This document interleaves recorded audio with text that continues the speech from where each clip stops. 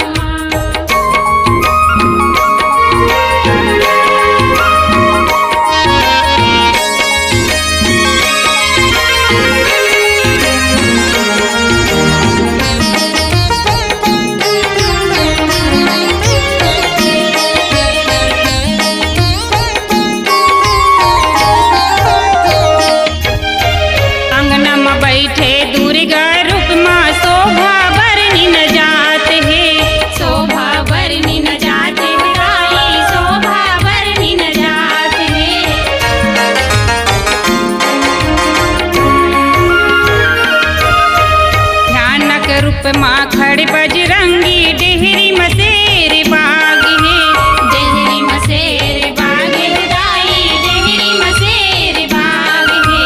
फिर महावैसनी देवता जे कर महिमा महान है, जे कर महिमा महान है दाई, जे कर महिमा महान है। जी हाँ आवे प्राचीन मंदिर, जी हाँ आवे प्राचीन मंदिर, शिव भोला नंदी साथ है। महामाया विराजे बैठे हावै जी डमरू गाँव हो दाई, महामाया विराजे बैठे हावै जी डमरू गाँव।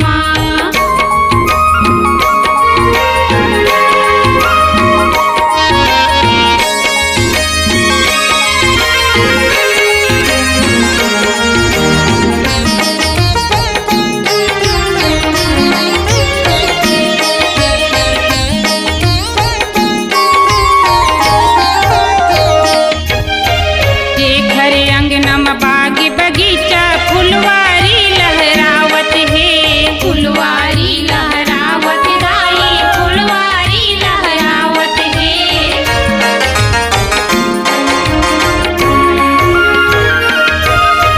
कहर महर महके फुलवारी घी के जोत जलावत है, घी के जोत जलावत दाई, घी के जोत जलावत है। शीतला दाई के शीतल छैहम तन मन मोर जुड़ावत है, तन मन मोर जुड़ावत दाई, तन मन मोर जुड़ावत है। खाली झोली लेके आते, खाली झोली लेके आते, झोली भर ले जाते हैं। महामाया विराजे बैठे हावै जी डमरू गाँव हो दाई, महामाया विराजे बैठे हावै जी डमरू गाँव।